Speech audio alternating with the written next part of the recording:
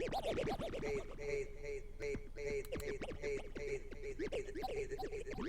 Jason the Funky Trumpet. I want to thank you for your support and likes to the channel. This message has been brought to you by artificial intelligence. Yo! What up, what up, what up, what up? What it is, what it be, what's crack-a-laggin'? Welcome back to another edition of Musical Experience, Live Experience, everything else. My name is Jason the Funky Trumpet, and if this is not your first time, welcome back. If this is your first time, welcome too.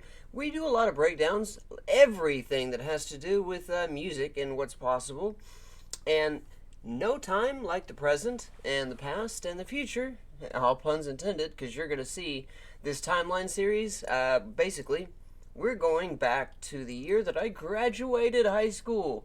Long time ago. I was class of 1999. And to try and explain how glorious it was to be in high school in the 90s, I can't do it justice. So, moving forward into the 21st century, I always say you got to know where you're coming from to know where you're going. You have to know your history to know where your future lies.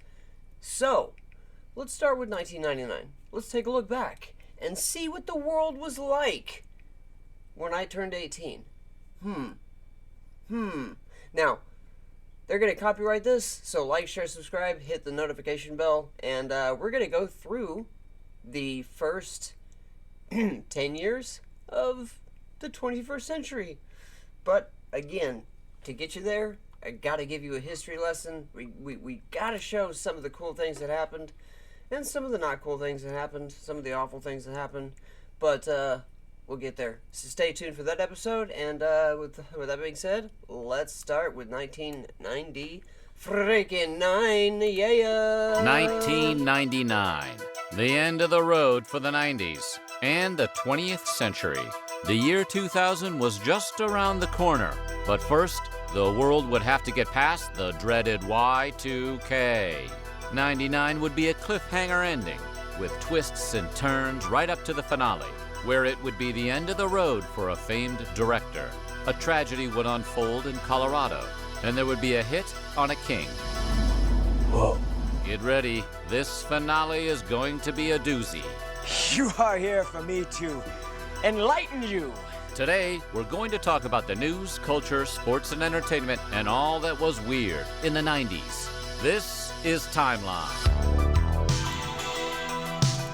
Alright, buckle up. This is going to be insane. It's weird that my generation is the first to have an analog childhood and a digital adulthood, but be able to almost in real time, with a few, decades, few days, weeks, months in between, be able to look back at our entire adult lives in 4K. This is ridiculous. I promise not to stop it too many times, but I do want to show you a few things, so stay with me. This one has aged like a fine wine and is a vintage 1999. But before we get started, be sure to subscribe to the Weird History channel and let us know what the 90s taught you about life. Yeah, go give them a follow. Go subscribe to the Weird History channel. They are awesome. All credit to them. They do amazing work. And I spend a majority of my week at least watching one or two of their videos. So yeah, this is a whole series. Let's get into it. Again, not trying to pause too much, but I just want to give credit where credit's due. Go subscribe to them. Weird History is awesome. And be sure to stick around until the very end when we'll let you know what new decade Timeline will be covering next, as well as a special announcement. Now, are you ready to go back and party like it's 99? Is it newsworthy? Yes. This is 1999. 99 started with new money for those in the European Union when the euro came into existence. Created to promote growth, stability, and economic integration in Europe, the euro took off as an overarching currency used for exchange between countries within the Union. It quickly became the world's second largest and second most traded currency after the Yankee dollar. 2 days later, we go to New York, where Kendra Webdale was standing on the subway platform. As her N train was pulling up, she was pushed off the platform and onto the tracks from behind. Everything happened so fast, Webdale didn't even have a chance to scream. Andrew Goldstein calmly leaned against the wall behind him, waiting for the NYPD. Goldstein, who was mentally ill, later pled insanity to second-degree murder and was convicted of all charges. Webdale's family played a significant role in getting a New York law passed giving judges the power to send people who meet certain standards to receive psychiatric treatment. Since then, 47 states have adopted Kendra's Law.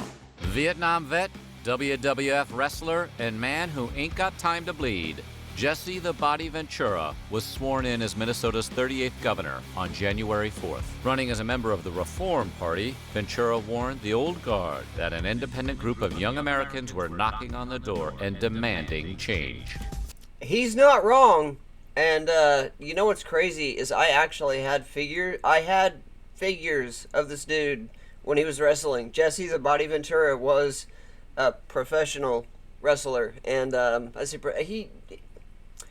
I was there the night Owen Hart fell, so I know not everything is scripted, but, you know, wrestling, for the kids who may not know, wrestling is a sport. It is entertainment, but this wouldn't be the first time we've had an actor in a public office. Or the last 3 days time. later, President Bill Clinton's impeachment trial began with 2 charges. The first one being Paula Jones for harassment. Jones alleged Clinton, then the governor of Arkansas, got an Arkansas State Police trooper to have Jones meet Clinton in his hotel room, where he... I did not have relations with that woman, Miss Lewinsky. I'm still convinced to this day that he was saying 2 separate sentences.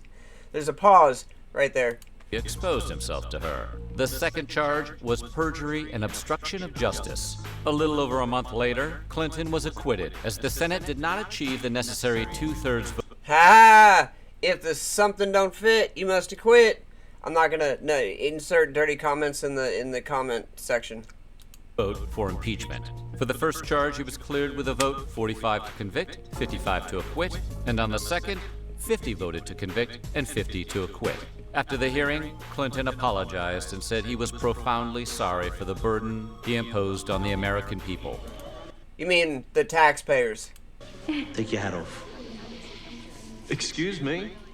It's my hat. I'll wear it where I want. Yo, I forgot this was 99. Wow. Wow.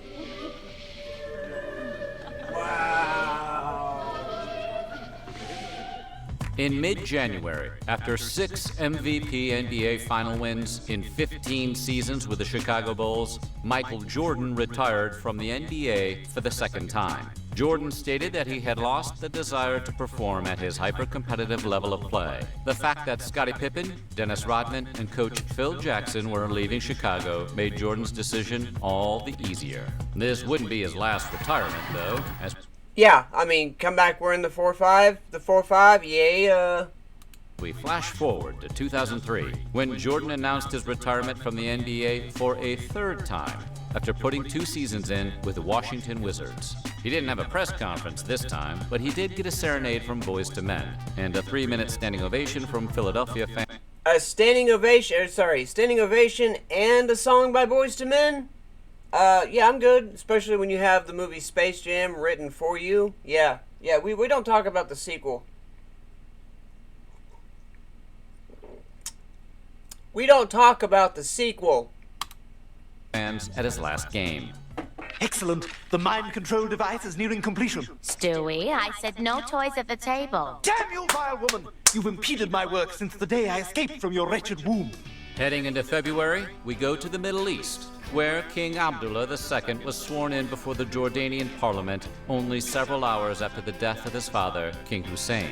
Decades later, Abdullah remains very popular worldwide for stabilizing his country as well as making inroads with the promotion of interfaith dialogue. Being that he's a member of the Hashemite dynasty and a 41st generation direct descendant of the Prophet Muhammad, Abdullah's political 41st? That's a lot of 41 people. Wow. That's a lineage. finesse is no surprise. And And after that, I just sort of space out for about an hour. Till I'm No. I know where it is. Stay with me. Stay with me. Stay with me. Stay with me. La la la la la la la la la la la la la la la la la la. I've got this, and it's a really cool. It's my piece of flair. Where's the freaking movie? I got the movie somewhere in here. Hold on. It's not just any movie. It's a special copy. Okay, so fun fact: in this movie, Office Space, you will see the lady cutting the cake and not handing one to Milton. Her name is Barbara George. She was my college drama and speech teacher. These are from the These are from the actual movie. Yes! This is a wrap gift. You can see it is a red swingline stapler. She gave me this. This was her wrap gift. And then this is my copy of Office Space that she signed.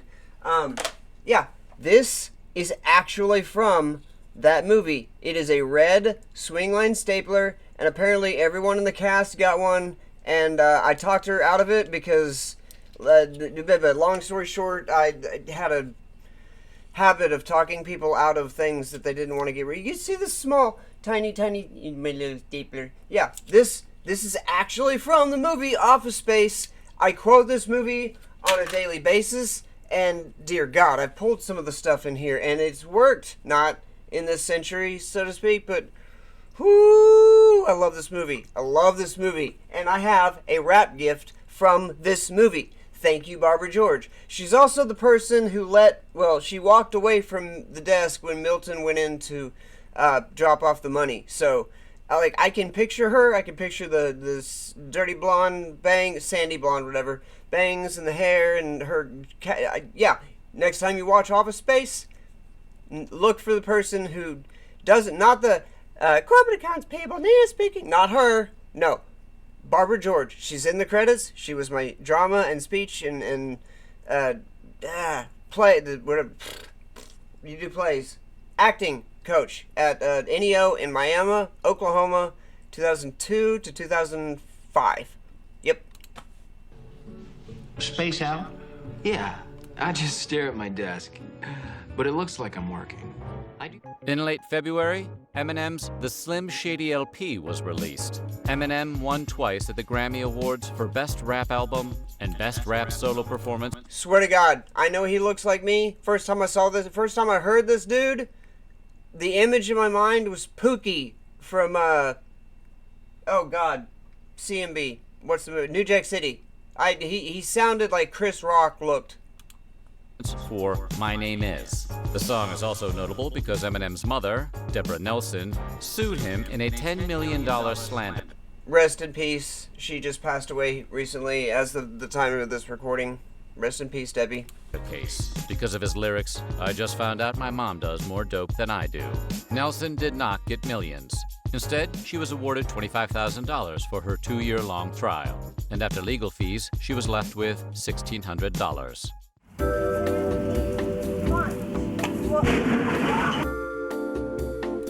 Oh yeah! Step into a Slim Jim. Presents a family comedy for the new millennium. What are you looking at? Malcolm in the Middle, premiering this January on Fox.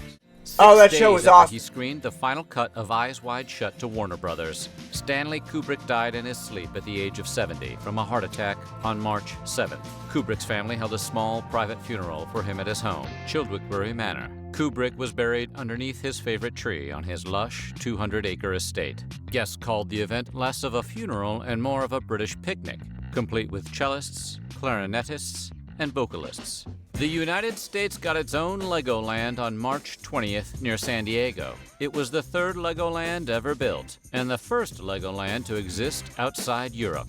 The first Legoland opened in Denmark in 1968, followed much later by a second location in England in 1996. While no death-defying roller coasters, Legoland became one more stop on a California West Coast road trip.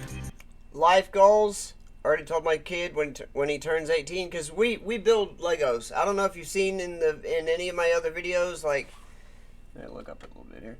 You see behind me that mantle? Most people have you know, nice pictures and things on their mantle. We have Lego builds, and then in my China cabinet over there, we have Lego prints and 3D Lego builds and 3D prints. Hell, half of my house is just nothing but like a Lego museum. I would love to go work for Lego. Lego, if you ever see this, I'm gonna tag you in the video. Lego, I would love to work for you. I build stuff for fun. I would love to get paid to build stuff. Yeah, also I can 3D print Lego bricks, so if you need anybody to do that for you. But yeah, Legoland, wow. That's a life goal. We finally just got a Lego store in my city, and it was packed for the first month and a half. It's awesome. And it's in the mall, and I get to go to the mall and go to the Lego store with my teenager. That's cool. Launching their world record trek from Chateau d'Ay, Brian Jones and Bertrand Piccard made the first non-stop flight around the world in a balloon. The pair landed in Egypt after floating for 19 days, 21 hours, and 55 minutes, having traveled the distance of 25,361 miles, setting 7 new world records, including distance, duration, and altitude. We know what you're wondering. How did they go to the bathroom? The 10 by 17-foot gondola had a pressure-operated toilet, along with a single bunk, So very carefully. kitchen, and a cockpit with GPS navigation. Ricky Martin made the transition from former boy bander to a full-blown crossover pop megastar on March 23rd, when he released his English-language debut, Livin' La Vida Loca. When the former Menudo members' Livin' La Vida Loca dropped, everyone and their great-grandparents knew who Ricky Martin was. 2 weeks later, Martin found himself at #1 on the Billboard 100. Seriously? You couldn't turn on anything without hearing that song? I can't get it out of my head. Still. Bum bum ba-da-dum bum bum bum bum ba-da-dum bum bum. And you're welcome for that being in your head for the rest of the hour.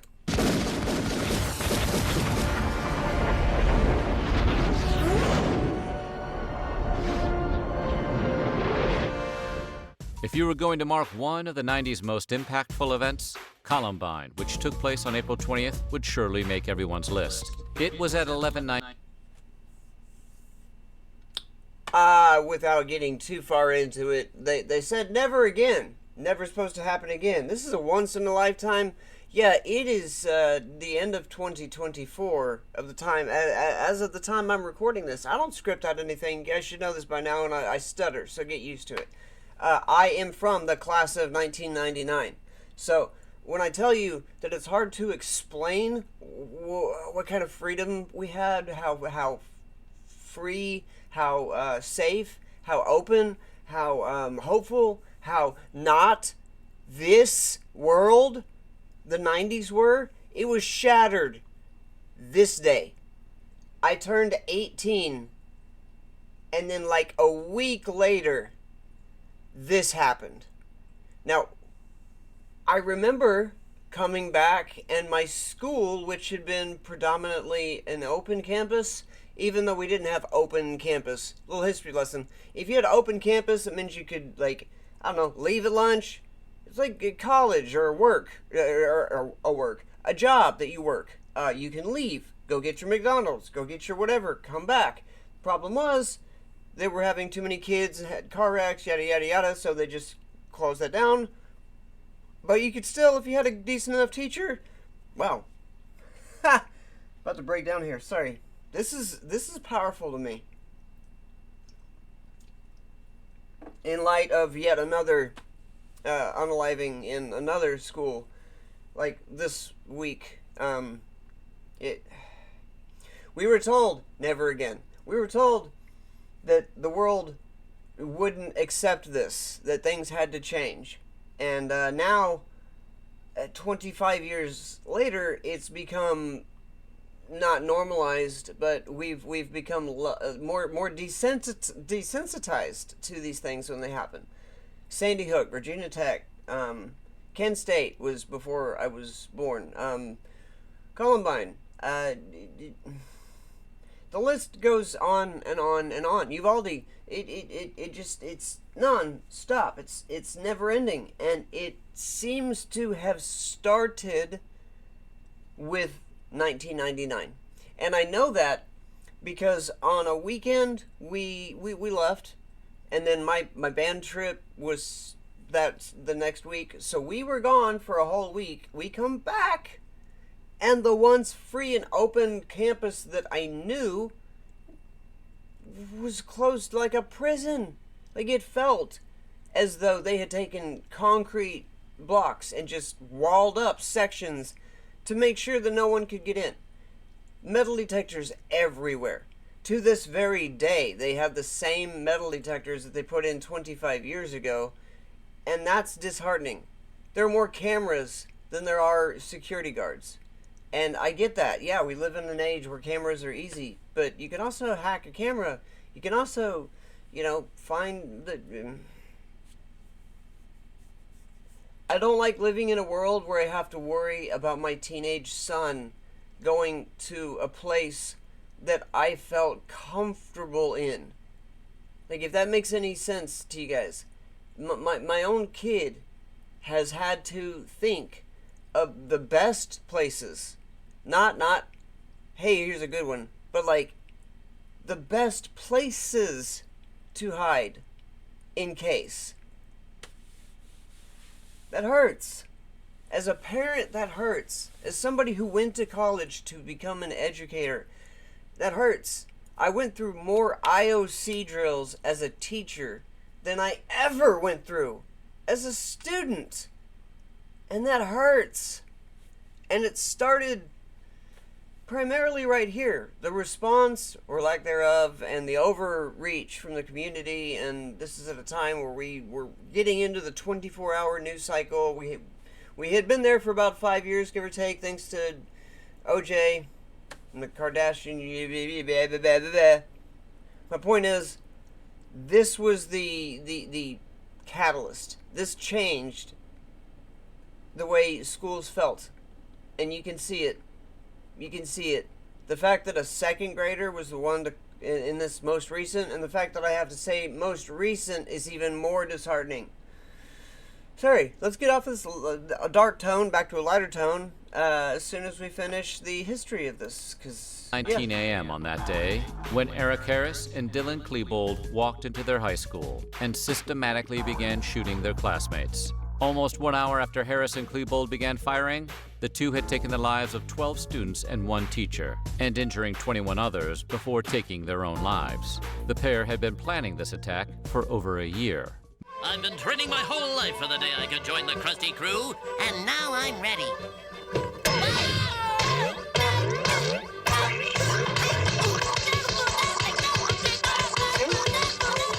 Moving into May, the highest wind speeds ever measured globally were recorded when a powerful I'm in Tulsa, Oklahoma. That's where I live.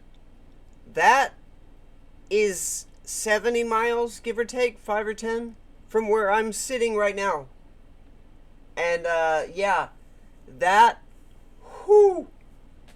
was a destructive force that took almost, they've never really fully recovered, because the outlet mall that was there moved to Branson, Missouri, and now there's a new outlet mall that's in Jinx. But yeah, oh my God, just stay tuned, watch. Level the whole shopping southern center Oklahoma City and its surrounding suburbs. Beginning at 6:23 p.m., the tornado ripped through 38 miles of Oklahoma, annihilating homes, apartments, businesses, buildings, and churches. Yep.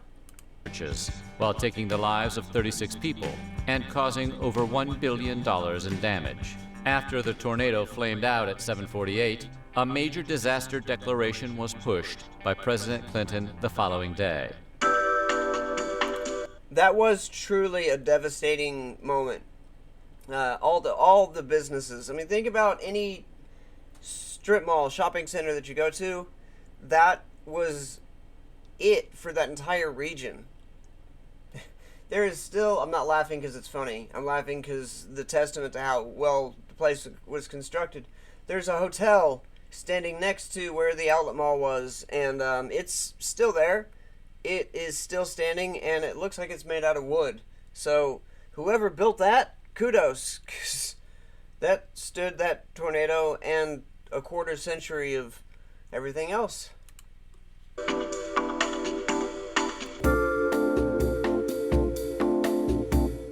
I hate to be a worry ward, but we're just not going to take any chances around here. I mean, we could be without power, without resources. The experts are split on the effects it could have. Watch your step. It could be bedlam, so we're stocking up. And when the millennium hits, we'll be ready.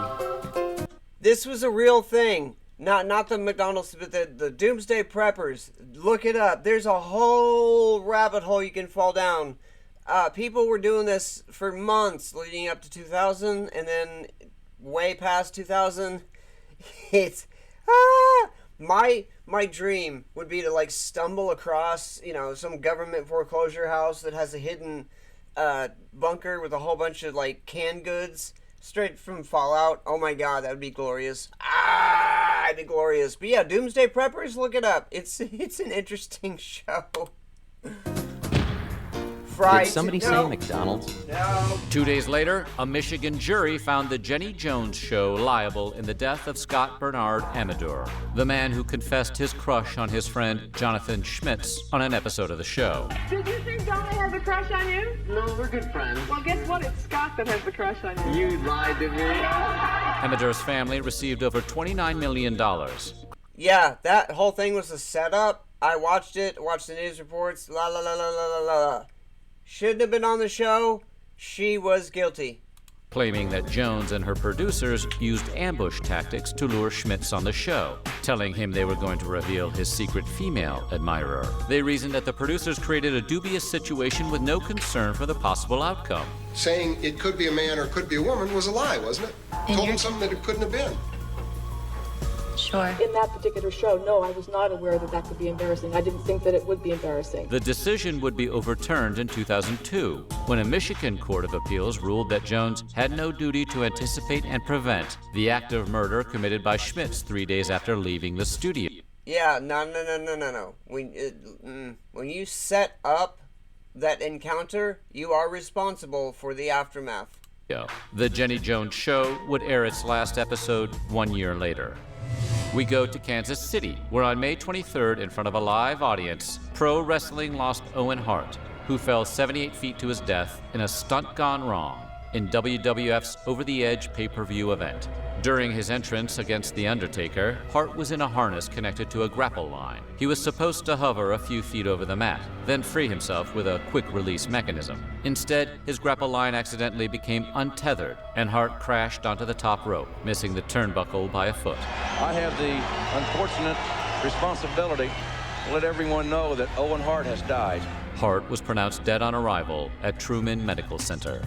6 days later, on May 29th, Discovery became the first space shuttle to dock with the International Space Station. Manned by the STS-96 crew, Discovery's job was to deliver hardware to the bare-bones ISS. After 27 years of service, Discovery retired after 39 flights for a total of 8,783 hours in space, with 149 million miles on the odometer. You can now find Discovery at the Smithsonian Institution's National Air and Space Museum in Virginia. Heading into June, the music world changed forever when Sean Fanning and Sean Parker launched Napster, allowing anyone to download songs for free. Napster came at a time when albums could cost up to $20. That's almost $32 adjusted for inflation. I'll say it. Napster wasn't the perfect solution, but when record companies are charging $20, $30, $40 for a CD that wasn't worth it, we needed an alternative. And had they just maybe bought into the idea of trading music or valuing music at a decent rate. See, when I graduated high school, you could put out a record, you could tour on that record for 1 full year while you were writing other songs to put on the next record, and so on and so forth. But we made more. I say this to my kid all the time. I would rather sit, like, on my vinyl records, I would rather sit in a parking lot selling mixed CDs for $5 a pop, because I know that I would make more off of those CDs than I would streaming services the way they are. Streaming was the crap answer to the companies getting their butts handed to them because of Napster, bear sharing, Kazaa, and everything else that gave your mom's computer, dad's computer, grandma's computer every virus known to man. We used everything, and we wanted to hear music. We didn't want to buy a $32 CD for one track. I mean, it was cool. Sometimes you buy an album not knowing what was on it and end up finding like your favorite album. The Urge is a great example of that. Probably none of you have ever heard of The Urge. It's a ska band, early 2000s.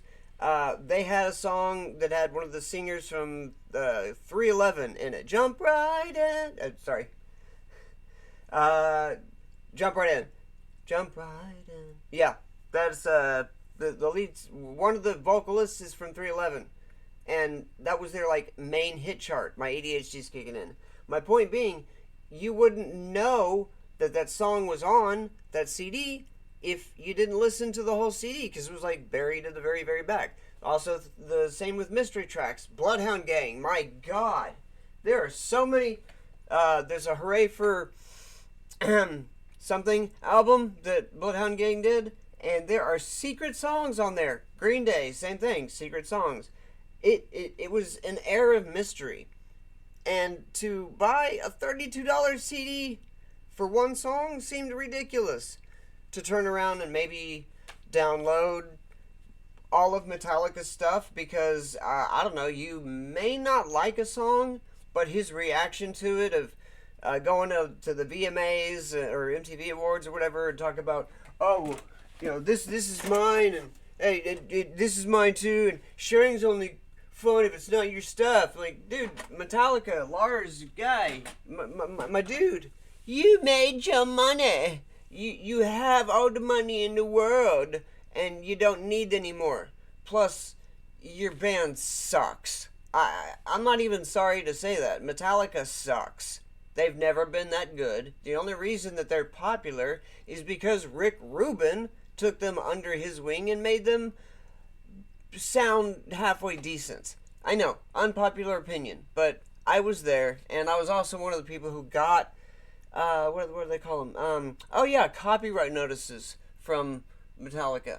Yeah. Of course, my entire fraternity did, so it wasn't addressed to me. It was addressed to the ATO house at OSU in 1999. But, yeah, Metallica tried to sue us because, I don't know.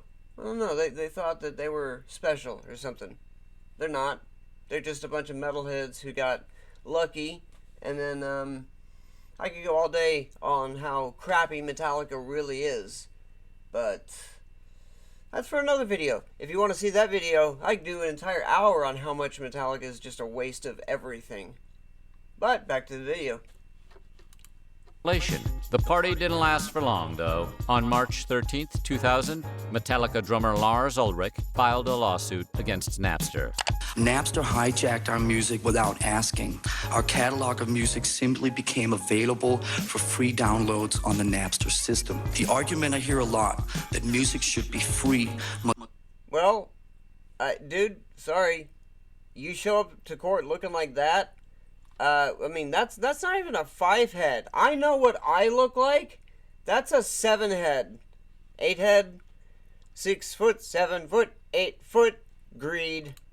Must then mean that musicians should work for free. And on July 11th, 2001... Yeah, how many times have you been paid in exposure, Lars? Napster shut down its entire network. In the middle of June, we go to Maine, where during his daily walk... Def Leppard's drummer is better than Lars. Stephen King was hit by a minivan. I said what I said. Def Leppard's drummer is better than Lars. We go to Maine, where during his daily walk, Stephen King was hit by a minivan driven by Brian Smith. Smith, who had almost a dozen driving citations, bounced the writer off his windshield and into a ditch. It just happened. Bang, there it was, and I woke up with my lap on sideways. Smith was arrested and pleaded guilty, earning him 6 months in jail, which was suspended, much like his driver's license. Meanwhile, King suffered from a collapsed lung, 9 breaks in his lower leg, a gash on his head, 4 broken ribs, and a shattered hip. We fast forward to September 21st, 2004, when King released The Dark Tower 7, The Dark Tower. King, who was never very happy with the leniency Smith got, created a character named Brian Smith. King described the character as a simpleton who hits and kills a character after being distracted by his dog, which is... Can you imagine pissing off Stephen King so much he writes a book and makes you the special needs character? Is pretty much what happened to King. Revenge is a dish best served cold. Coming back to '99 and staying with authors, J.K. Rowling's Prisoner of Azkaban was released on July 8th, selling 68,000 copies in just 3 days in the UK alone. The film adaptation of Prisoner of Azkaban would eventually debut at #1 on May 23, 2004, holding that spot for a couple weeks, yet having the distinction of being the lowest grossing of all 8 installments. That said, Azkaban is still viewed as the best Potter film among critics and purists alike. In what is still considered one of the most important events in women's athletics, the FIFA Women's World Cup final took place on July 10th, pitting the United States against China at the Rose Bowl in Pasadena, California. The match was played in front of over 90,000 spectators and ended in a scoreless draw following 2 extra times. This led to a penalty shootout, ending with the United States' Brandi Chastain sneaking a line drive past China's goalkeeper Gao Hong for a 5-4 win. Of course, what everyone remembers about this match was Chastain's reaction. En route to a wedding of his cousin, John F. Kennedy Jr. flew his 3-month-old Piper Saratoga from New Jersey's Essex County Airport. Kennedy took off into the hazy horizon with his wife, Carolyn Bessette, and her sister, Lauren. Unqualified and unlicensed to fly by instruments only, Kennedy became spatially disoriented and flew nose first into the Atlantic. 3 days later, on the 21st, Navy divers recovered Kennedy and the Bessette sisters. Beginning on Thursday, July 22nd, and concluding on Sunday, the 25th, Woodstock returned for the 3rd time. From day one, it was a show for poor infrastructure, lack of water, lack of shade, and shameless price gouging. Jack. Okay, where are we? Timestamp 1540. Where are we? 40 minutes in. Jack, my son, Jack, when you see this, we were talking a few weeks ago about Woodstock 99 and what it turned into, the Mudfest, and I literally said the beginning of the $4 bottle of water. Well, buddy, and to the rest of the internet, this is it. This is what happens when you take a bunch of Gen X and elder millennials, Zennials, myself, and you try to recreate Woodstock, but everyone's angry, and we're all full of angst and heat, and whew. This is a precursor to like every Coachella and every Global Dance Fest and DFT and big thing that you see nowadays. On Saturday night, the 400,000-plus festival attendees finally revolted. 40 minutes into Limp Bizkit's set, Fred Durst whipped the unwashed masses into a frenzy. Break stuff. Thousands began chanting the lyrics to Break Stuff, and thus began their 2-day demolition of the former Griffiths Air Force Base. By the time the Chili Peppers ended their headlining set with a cover of Jimi Hendrix's Fire, a good portion of the festival grounds were literally and... I actually have that on 45. I have the bootleg from the Chili Peppers on 45. It's a dope remix from Woodstock 99. Fuego. After 22 days, 20 stages, and 2,405 miles, American cyclist Lance Armstrong won the 82nd Tour de France on July 25th, billed by organizers as that won't last long. I wonder why. The Tour of Renewal, after a series of doping scandals in the pro cycling world that occurred during and after the 1998 Tour de France. This was Armstrong's 8th Tour de France win. Flash forward to January 2013, when Armstrong admitted to Oprah Winfrey that he did indeed use performance-enhancing drugs. Oh. That's why his scrot was the size of the rated sentence. I'm just kidding. This came a year after the investigation of the United States Anti-Doping Agency that not only did Armstrong use performance enhancers, but he was also the ringleader of the most sophisticated, professionalized, and successful doping program that sport had ever seen. Do you think you've gotten what you deserve? I deserve to be punished. I'm not sure that I deserve a death penalty. Armstrong received a lifetime ban, and he was stripped of all wins from August 1998 onward. Sticking with sports, in late July, pro skateboarder Tony Hawk landed the first ever 900 degree at the 1999 X Games in San Francisco. Yeah, we're going to see that again. Yeah, of course we're going to see that again. You want to see it again? I want to see it again, because that was awesome. I saw it happen live. Not there, but... 1999 X Games in San Francisco. Are you kidding me? Thank you, this is the best day of my life. The trick also won him first place in the skateboard division for best vert ramp trick. Hawk's record held for a while until 2012, when 12-year-old Tom... It took a 12-year-old. Shar landed the first ever 1080. Are you 1080? 12-year-old Tom Shar landed the first ever 1080. Woo! Oh my God. Man, you know what? Long story short, go do some research before you just walk into... They couldn't... There's no way they could do this in this century. There were 6 or 7 of us, whatever, that went to go see this movie and had no idea what it was about. Found footage, blah, blah, blah, blah, blah. No, we genuinely believed that all this stuff was real, and you can't recreate that kind of intensity.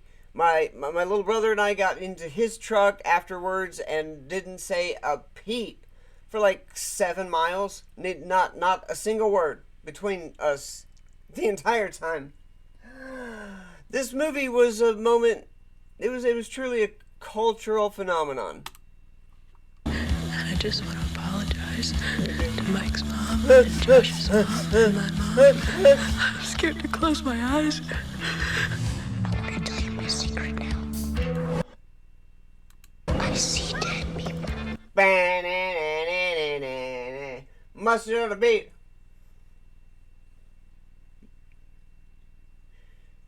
Oh. How often do you see them? All the time. On August 7th, the West Nile virus landed in the United States when several cases of meningoencephalitis, a condition connected to muscle weakness, was discovered among 2 patients at Flushing Hospital Medical Center. These initial cases quickly spread across Queens. Then the rest of America, with the unproven belief that the virus entered in an infected bird or mosquito. Those who suffered with extreme cases of the virus experienced sudden paralysis in their arms and legs, as well as disorientation and high fevers.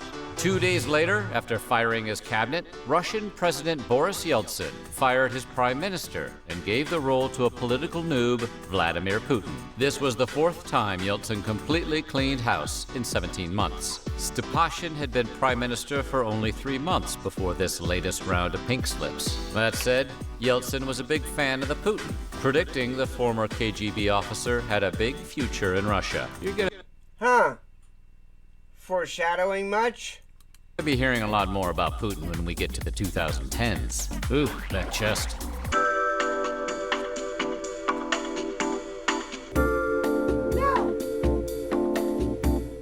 Comedy Central presents all new shows from comedy's rising star. I wrote a script and I gave it to Mitch Hedberg. Mitch Hedberg. Receipt for donut. To a guy who reads scripts, and he read it, and he said he really likes it, but he thinks I need to rewrite it. I said, that, I'll just make a copy. Comedy Central presents Mitch Hedberg, Tuesday at 10, only on Comedy Central. In late August, Michael Johnson set the new world record for the men's 400 meter at the 1999 World Championships in Seville, Spain. Johnson, at the relatively old age of 31, was running among the world's fastest humans. Yet Johnson made it look like he was competing against the JV team. Johnson pulled away from the pack, winning with a new world record time of 43.81 seconds. He's got it! He's got it! World record! Superman flies again! Hurricane Floyd touched down in the Bahamas on September 7th and plowed through the east coast of America for 2 days. Floyd also caused the fourth largest evacuation in U.S. history when authorities ordered 2.6 million coastal residents across 5 states to evacuate their homes. I am drenched up to my chest. I'm getting stuff out. Y'all get over here. I never in my life rode a boat before, but I had to take a chance to get out of the water. We was almost sinking in the church. In the end, Hurricane Floyd caused 85 fatalities and $6.5 billion in property damage, becoming the costliest in North Carolina's history, until Hurricane Florence said, "Hold my beer," in 2018, and caused $24 billion worth of damage. And in a rare move by the World Meteorological Organization, the name Floyd was retired from ever being used again for any other future Atlantic hurricane. Shit, man, now it's all gone. All gone. You know what a duvet is? Real quick, in the comments, do you know what a duvet is? What's a duvet? Tell me what a duvet is. 3 and 2.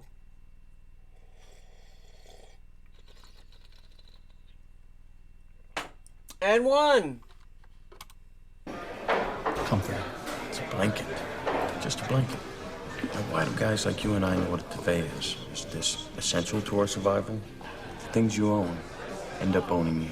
I think we deserve a little junk food after the workout we had this morning. Would you like to try our new beef and cheese pot pie on a stick? Just $1.99 for a limited time only?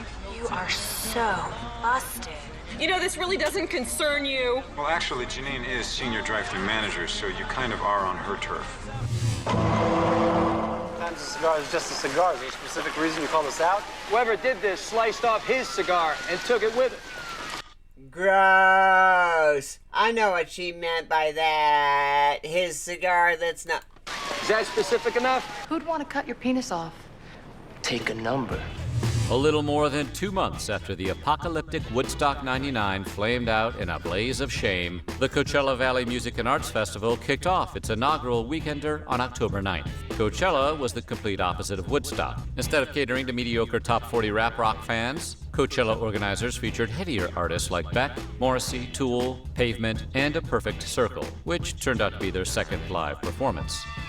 The United Nations Population Fund decided on October 12th as the Day of 6 Billion, the approximate day that the world's population hit the 6 billion people on Earth.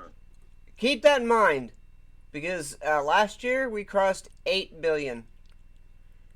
It took all of human history up until 1999. It took all of it to get to 6 billion. It took all of human history until 1804. Sorry, my voice is... Wow. 1804, I believe, to reach 1 billion people. And since then, let's see, 220 years, give or take, we have amassed another 7 billion people. Wow. If we could just reallocate sources better, we wouldn't have the 1% out there worried about private security. You know what I mean? Birthmark. The organization designated the birth of Adnan. Maybe if we had, decent pay, or bosses that weren't toxic, or workplaces that didn't make you want to leave, or, I don't know, the world just doesn't seem to be as friendly as it was in 99. Mevik, the first son of Fatima Helik and Jasminko Mevik, in Sarajevo, as lucky number 6 billion, born 2 minutes after midnight. Birth today of the 6 billionth person on the planet, a beautiful baby boy in a city returning to life. We rejoiced at 6 billion people. Should light a path of tolerance and understanding for all people. Outside research shows that the 6 billionth person was born approximately a few months earlier on June 18th or 19th. Nice try, Adnan. You were just a pawn in the UN's master plan. Superstar who dominated basketball in the 1960s and 70s was found dead today at his home in Los Angeles. Chamberlain was 63. Wilt the Stilt first dominated the game as a teen at Overbrook High School in Philadelphia and at the University of Kansas. Then as a pro, where he went on to win 2 NBA Finals, 4 league MVPs, played in 13 All-Star games, and he's still the only NBA player to score 100 points in one game. After basketball, Chamberlain played Bombada in Conan the Destroyer. Yet Chamberlain will be most remembered for his autobiography, in which he stated he had sex with over 20,000 different women. Chamberlain came to this number by making notation in his day calendar every time he got it on. You slept with 20,000 women. It's the kind of thing that you say, and then people bring it up later on. It's not just me. Have you seen, there's a clock in Times Square. I didn't think that, Okay, yeah. On the same day as Chamberlain's death, we go to Pakistan, where General Pervez Musharraf seized control of the country in a non-violent coup d'etat. This came after weeks of tensions bubbling up between Pakistan's civilian leadership and its armed forces. These armed forces immediately spread out across the country to seize control of airports, state broadcasting networks, and communication facilities. In a brief address to all of Pakistan not long after the initial takeover, Musharraf said that his armed forces had stepped in to save the country from an economic and political crisis. I shall not allow the people to be taken back to the era of sham democracy, but to a true one. Staying in the region, we go to Pakistan's neighbor, India, where in late October, the Orissa cyclone, the most intense recorded tropical cyclone in the North Indian Ocean, landed. We knew that it was a national calamity when the first reports came. The dimensions of the tragedy that will unfold here cannot be imagined. Although the Orissa cyclone's damage was seen most in India, Myanmar and Bangladesh suffered some of the runoff. On November 21st, Elian Gonzalez, along with his mother and 12 others, left Cuba in a small boat on a 90-mile trek to Florida. Midway into the journey, a storm hit, filling the boat with water and killing the engine. Gonzalez was put into an inner tube. When he woke up, the storm was gone, and all but him and 2 others were alive. Fishermen found Gonzalez 3 miles off the coast of Fort Lauderdale. Eventually, Gonzalez was handed over to his uncle, Lazaro. Fidel Castro stepped in, and after speaking with Elian's biological father in Cuba, said he wanted Elian back in Cuba where he belonged, setting up one very ugly custody battle. In 2000, in a pre-dawn raid, over 130 U.S. federal agents showed up at the Miami home where Gonzalez was staying with relatives. They were heavily armed in response to threats of violence from the family members that housed Elian. They broke Elian's bed. He was saying, "Que pasa? Que pasa? Que pasa? What's going on?" I just held his head like this. My God, America, what did you do to this boy? After a confrontational standoff, U.S. officials seized Elian, who was later returned to Cuba and his father. In late November, 40,000 street protesters gathered out. I do want to emphasize the fact that there was a good outcome in that. Despite the news being so negative, because the news is always negative, Elian ended up being elected to serve in his country. So he did something good with his life. He did something positive with his life, and that is to be commended. Castro was trying to use him as a propaganda tool, just like the United States was. Nobody was in the right. That kid just wanted to grow up. That's it. That's all I'm going to say on it. Outside the Washington State Convention and Trade Center. They were protesting issues such as workers' rights, sustainable economies, and environmental and social issues. Workers' rights. Seems to be a hot button, even in 2024. Weird. How many companies just went on strike this week alone? Vandalizing downtown Seattle businesses in the process. The mayor of Seattle declared a civil emergency later that day. Moving into December, during a record release party at the Kit Kat Club in Manhattan for Q-Tip's. That's where Agent Orange met one of his wives, ex-wives, the one that's buried on the golf course. Highly anticipated American values. No, that's where he met the Russian that he's married to now. Yeah, that's crazy. The Kit Kat Club? Yeah.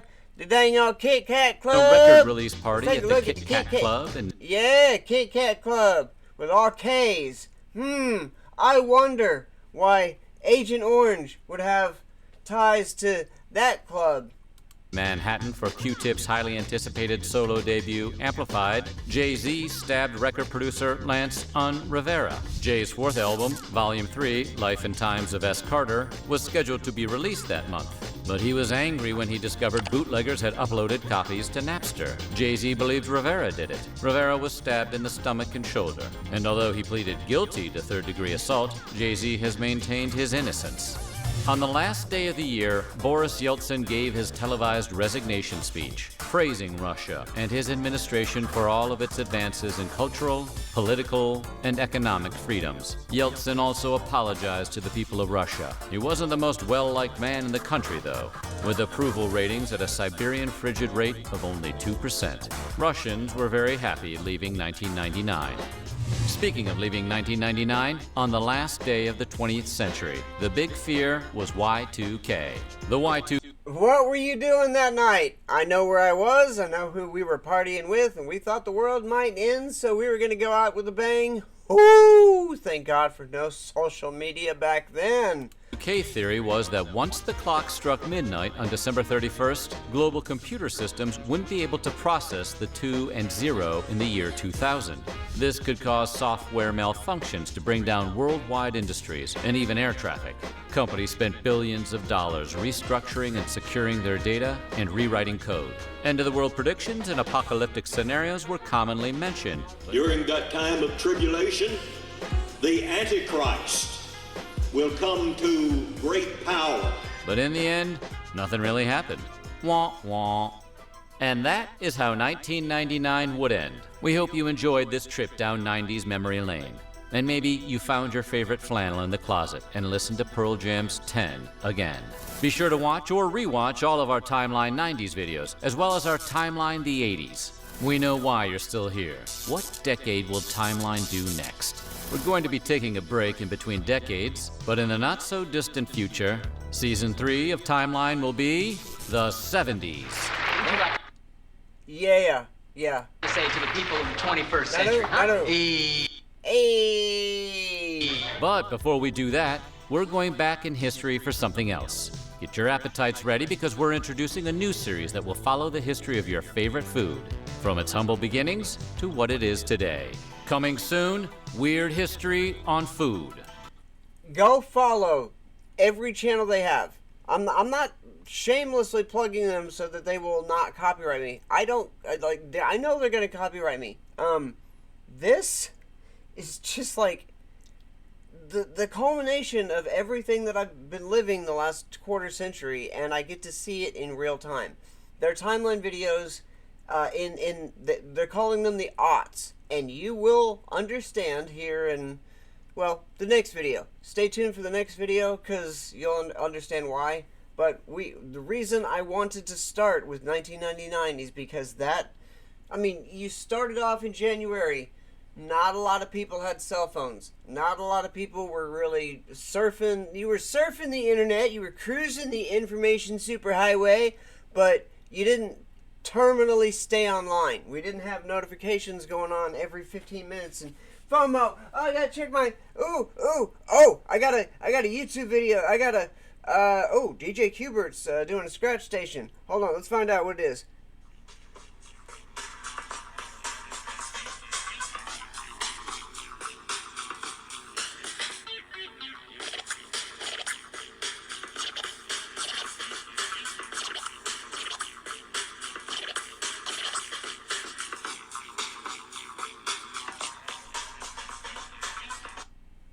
Yeah. You get notifications that one of your favorite DJs is scratching it up, which means that I need to now get to some practice. Guys, like, share, subscribe. Stay tuned to the next one.